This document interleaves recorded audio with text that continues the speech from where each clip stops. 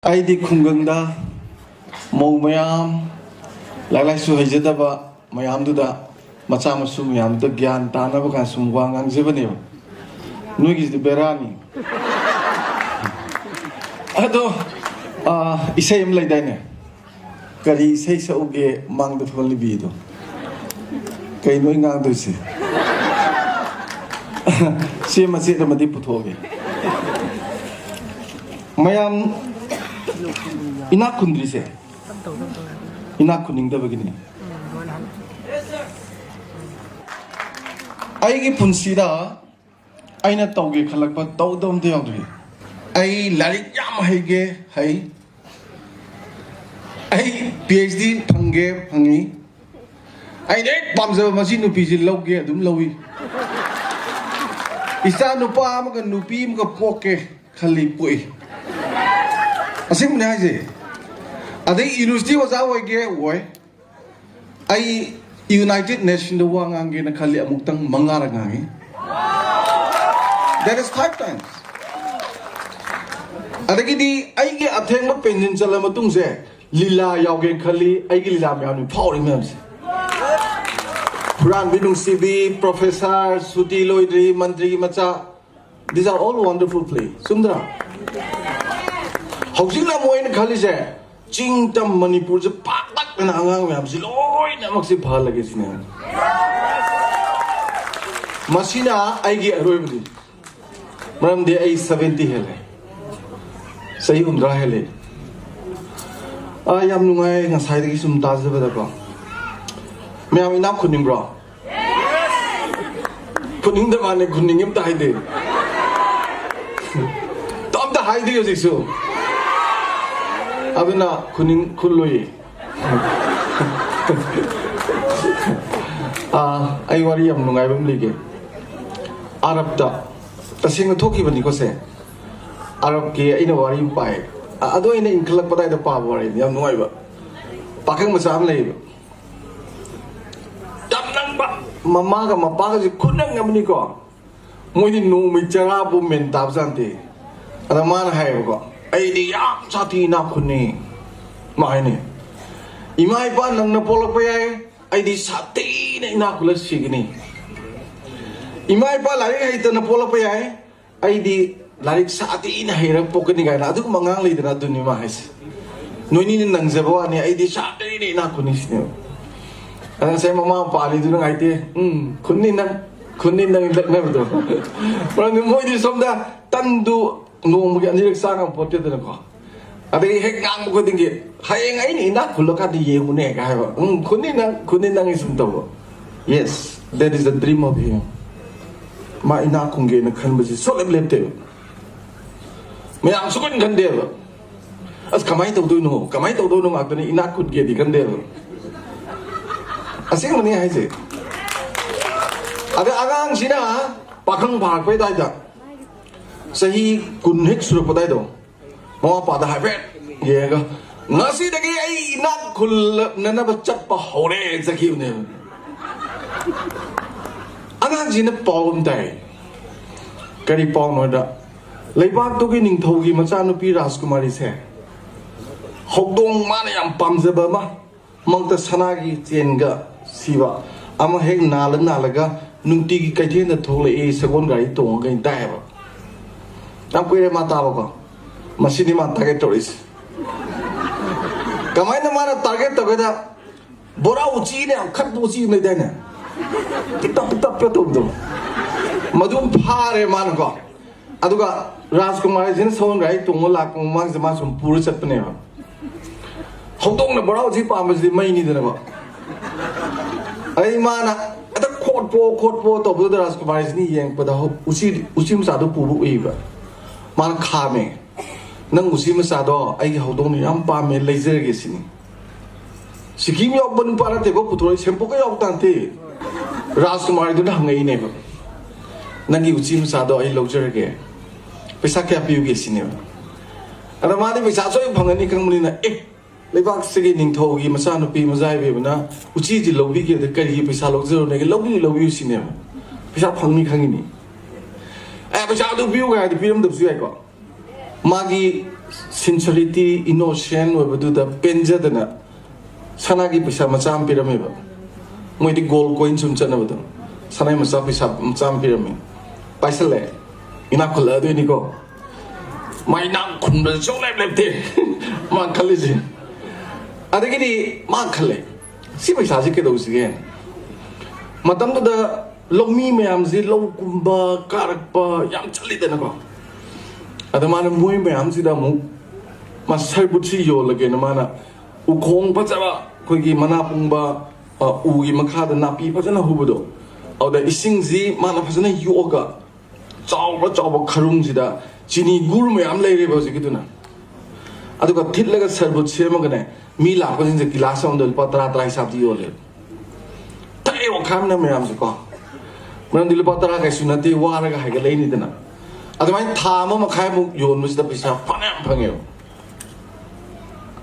adagidi mana mukhale ko sidagi mukhamai to sige wari matare mu man hotel ding na ba kreng ana geda ningthau je noma hangsit kum basida mogi cities the source lakni ne madu bau tai ko leidi mana kedore sai paisa ji mana saving to jari ba sai gi nuti gi yon bai mayam do adu pulap puraga city ji da akta yon ba sajik mayam ji doi loksale manu whole sajik mayam se adu mayung na paisa le thamay nonga hayeng ningthau lakani ngasi gumda senapati ji na sajik si thi sajik phangde sakon sajik ha di thaw gumani dana koi prime minister gumma cm gumma langda de gari myam lakpadi petrol han gumni dana ko adai di sajik amo phangda ji mana ma ji ma pham ta ta ma tha sa dana oh ai pham da badina te angang won be ai sinima khalis apakatana madi senara laimne ningtogi phamnai ma soidana lakani sajik thira ne se ama ure ma wajab do ma nungai re wa ye pisa phangdoi ni badi ko pakatana ga to humang kang bu ne ma pisa simen kala ka doi ma tapna changjal laga kari gi no wa bi se sajik thiba ma li sini hoi sajik thi ni swai to ai he ningtau na ngang wolen betare hayeng ningtau lakani ar ga sajik mulai je sini ba ai bisa ke ke do wa ri no sini ngam ga sini hek ta darkar le bang loi bisa ke sini thaja de nang sida sajik musu le tena sini ai yum de loi le sini lo yeng si la ma sa ko wa ke to ma chale hoi ta har ga mantri ka to ma chagum jani mayum da haina sajik se pai le mi kona badi helan le mani payment gi dana sukti ti dana without any counting money magi pal se pirga chom chaw ning tho gi manai gi no se khoi sangau gi cha la pi ne sajik pi re sangau to pa hore ahan made hi ma le hi du dagi jahaz manga le gi ba khoi dagi na ku mani pa mo gi to se yaw se dream mai na kun gi kan dro adunu kulli ni gaino ina kunge khan baduna ina kulai ni ina kunge asam bab le gidro kaidoro kunge dage kana ga tanagani kari tawni you have to think more and more strategic planning kaino what is the strategic plan no me chundra leptana khalaka doi ni nang khangdraga engon dang bujai na mingon dang bujai na because they are the expert suon yo hangdana ina kuningi le ga di adu di khoi gi nungdang tum da mangum mane ba akhoi nang sai ngang na ri dream ji da du na te ba it should be realized and it should be reality and it should be put into practice at all achum mane hai je adu nang sa ai gi mam dai loi phange na chubang henjin mam yaw ri ai gi aina phangning da phange khan gi da ai gi imung da lai ba ai gi kha da lai ba ngang loi da ki karamon ton ge khan de ba loi to nge ji ada mi ngon da haijel le ba ina se ai gi ngang loi da karamon ton ge khan gi ga na simdang di ai ju soi ru ni ko henjen bai do now hojik sida mana magi dream du lai do kai do raga phaga da ge paisa tan ba ya ka da ge khan ba da na tro mana mazai be mna konung de smaina konung de gi so da lai tar ja chumdro Adugi information do pangakanda mana strategy mayalaktra without any money. Sagi mouse to koi bora uchi do pharaisi. Information left there. Into lakani quote kani ada tongni adu tongni. Information is very important. Information is says of the dinner command of doing. Mo wigger anga wigger talab ka khaini ga si the Manipur je boy loiram never. Mayam China ki jegma ma bari tar mani ne. Jegma se ina kun bada pithribi da hojik se number 1 taram badagi Amazon na set khibiwani ado yam henna banate. Sikim yodra tholai ni. Aduga magi maju samane. Maju chamana business ni torse. Mayam tabi yang gane dum magi business ko. Tai ko Alibaba. Ye mayam amte yang bio Bill Gates yang kira Alibaba kan afigi kan yang kira se Buffett yang kira Jack Ma yang kira amte yang bio ina kuno mayam se loina buka. Paisa amta baik ta bang atni. Adu bu dream do. Aduna swai jida ina hiding bam leko mayam da. Akoigi Gautam Buddha ga nongma magi satra mayam ga sum chaminaba desert se da. Kom ji yang wa. So many pictures there, no? Kom ngata rasatra manangeba. Guru, kaya gino kom so yam na ise. Kom je matang tau bahai tay. Buddha no factor hai. Desert saladi kom tori sing bhagdra. Kom chwai tau ga dei sing ga mai ga tay thai dena. Awda ama tau bai sing phangdaba, ama tau bai sing phangdaba. Adu no kom yam grine. Buddha na hai banane. Ahad batodo phajana luna tormadi sing soi phangne aduna aina khanjabada hojik se mayamna khangbi gadaba se today is the era of AIR, artificial intelligence revolution. Another is IoT, internet of things ko hojik smart house, smart hotel, smart city kan to noise ai di pakhang ni sabu nupi thi ra kadra mayum paloidra pakhalini domestic robot si mi ya male ko Hoji toy jing synthetic aku ka chamma nei mai mit chimba nung ban sam nung bazar gan aina pam je bam photo pi dum sa lam yai program zum sang ha palore sa thong ba wai sit pa mi ok pa gan ha adu du ga na program du ya mingi pisa am doi ni ko program du mago to loi hap sala mani no ala pisa thi ra por poda prama kamon chasila yes sir car maning to ngani hoji ti resistance mo de flexibility mo re ba mi ka chamma nei ko Kara thong to dum tong kani salo lo dum lol kani wai sido dum sikani mi lapre yang ui yang ni mai palak dum malang tro ni mai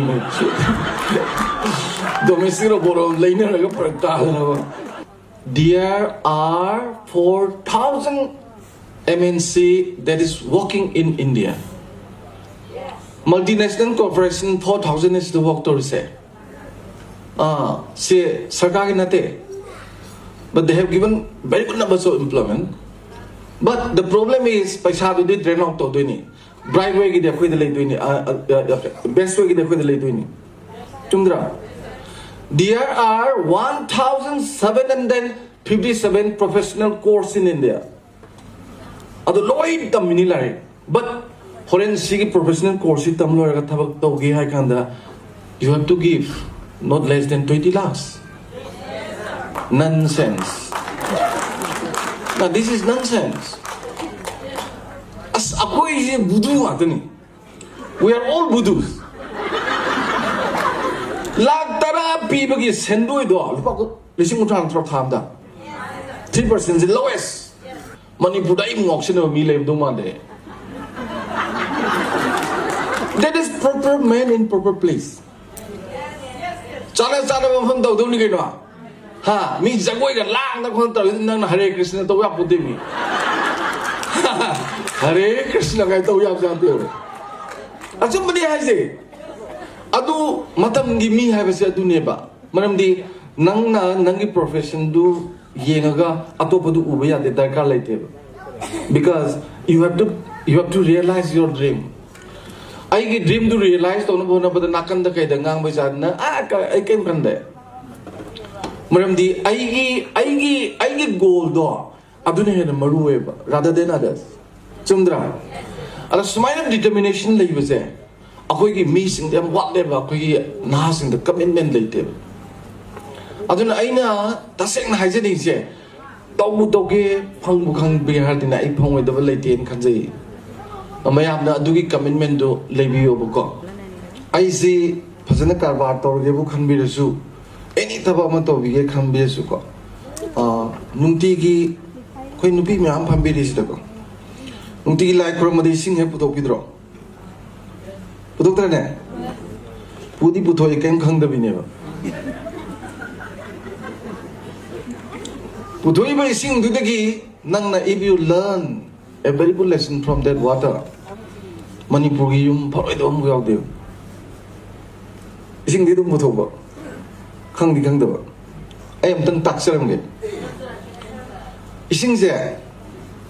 Mazulate, Maholate, Manamlete. My young tabak over than a pong vegan over. Ego lay vegan over. Go. Okay, deep a socket and packala the egos in October. Manasanga de Chingine. Says a khara no Pogalapa prek. Cinema number Pogalapa prek. Ego. I eat guy. Moina country is ego quite it over midwa. Magi at Mazi Tumuglaze come deva. At man, how can the ego Tumudome? I don't know, we are walking with Shaw. We should walk with Shaw, you know. I don't ego Tungineva. At Madon Tokala de Tamoy Loina Baxafa never. Because Tamoiga website, don't know Nagazani. Antina Nagazanico. I in a day that looks Jabanupido. Tamoy check now. I'm going to get laptop crab. I'm telling you, I didn't know in the comedy again. I don't know Nangi. What is happened to me? I'm do ego caption. Ha. About Crescent or the cry Tamoy so long damn. I do command Karamokanda, Yam Chamova. Please be simple. Chundra. I don't know, it seems there water is smellless, colorless. And Kaiwali tasteless. At the Marudi Camway Maze. I don't give a dick Samigo, Marudi Camway Maze. No in Mangani Gadan Pitris the Pandrava, Hingada Porum Treating. As a minor Nangze, Yum the Yamaru over. Like I the Sumaru over. Lebak the Sumaru over. Chamdisamo. Ha, say, Nana Nuntigi sing do put walk on the net. Ising Duna, Imungi announced the Tambu High Paras cinema. Nubi do not tambi the one. Anishuda, Ising say, Nana hopping but I got happy and never. A papa doigra, a tumba doigra, a sang doigra, loya never. Adumina ne, low in dinner removal. Tinabio. Sigi walks it or a mana tankuni. A man of my day maruni, ha. The man of Goraniga di Arabico. Loin happy Abadumina. Loin about Tinabayaka, young broad minded Webuko. I am Hazage. He sings there. Mr. Mikai should 9 deba. Pukida, Nakra, the nation crime epita. Ukabi the Kitan epita. Namudra Subi, but the Bogat of them. Ciao, Madame Magi quite a tongue of Magunze. Equity the base opposite, equality. I don't know, I get card of me, I'm led in there. Jump money in Biobo. Imungi Danga, I know it and I say, I never mundos there. Imuno, Ledina, jump money in, but so at Canaro. Manembo Mokubo, Pangmana, Amadon Lundo, Amadon Tinto, the never one. Jump manava, equality, equity. At the Gamaga, Yam no Mingbonga. Pazam has a vitale. He sings there, get on a matter secretary. Mamaka, General Louis. Genedra. Aduna Nakata was there, I don't give a tickle. You have to understand the problem of your subordinate groups. Though they are in the strata or below you. Natra. The most important quality of the leadership is he or she has to understand the problem of his subordinate groups.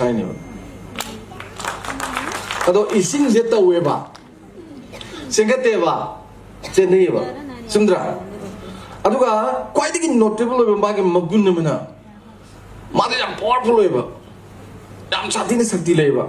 Mother Chinglish my center Kuse, Una Pangera, Nungzong Pangera, take Gedani, Kai Gedani, train your email.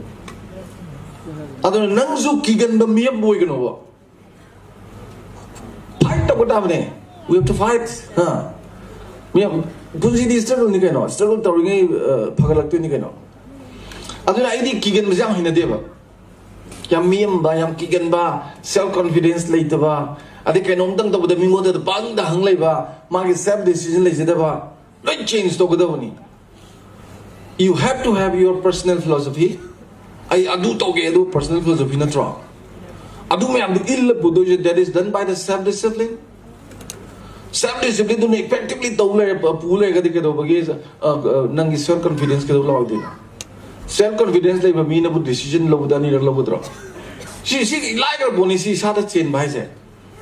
I want the Panam, the Patava, Hinataba, Nuaitaba, meaning Anaba Tukataba, Jitana Levido, Lloyd Toktoga, in a pamba, me more get 21 days and his son is here.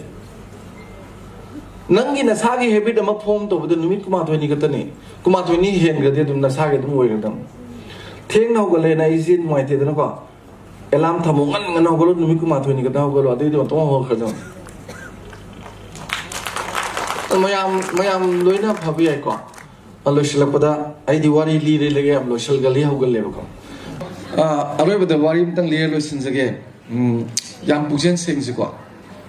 Mayam Gitavak Toba, business to Vigeti, sincerity, generally view. Doctor Nabigan, please. Transparency review, trust man the number. I'm going to Tazo Mahan base hair. Business the dear Manzi. Hayang Nemina port loge hack to do. That is because of your image. Sundra. And you saw the one I did the little seem to leave you at the Haganeva. And the image is very important. God. Sincerity and pain. America, Maggie, MNC, CEO. Quisargum CEO. Masi Aluraba. Marita Tongnaba. The mana, Maggie board of directors, CEO, Makangi and Kanba. Adon mana muy director muy mapan tarang lebasida mana khoi pot thana bagi mahi lei thana bagi maruje mase pieba yele adugo hai sigi leise masi aina maru pi se tha taruk ki matungda loi haurani ko adu kandida noi loi poro pareng jan leiro aduga ai ge CEO gi promotion pi ge Yele as office da ko lay hosi sar ja hogala pai wari phaja ba ising chai bo khot ba di wari ka ne sanaris director na ma di su hudre pana am na expert ta na den su hudre ising chai ni nge hudre har happy am hudre ba ko mui mai nu pidu muni mata ting chai hai na tha taru yo re Pukalo hire Pukale pareng jan thame mayaji mukhai na khotna pana phajana lei ga salak pa yaw di mapambi chawn mong ta thana to du ne muidi ikai rap torga maning han do lepsara lei mai nu pidu muini ada CEO jin sum chale promotion do mong do pirame kai gino ada CEO jin hire me ba aina bege ba maru loina bak to phuto ga piu ne ba ama ta horoi ba noina ngasi sida pore je toction ne ba ne Noi do home the Badagina, hung the Golaga Maru in the people, Mana, Topsalaga, Panama, Neva. The Martina, at the mind of driver. I know people do Mokto, hold the door, hold in high river. Aduna, quite a gimmi Magudze, quite a tongue migi Magunze, sincerity. Thank you very much.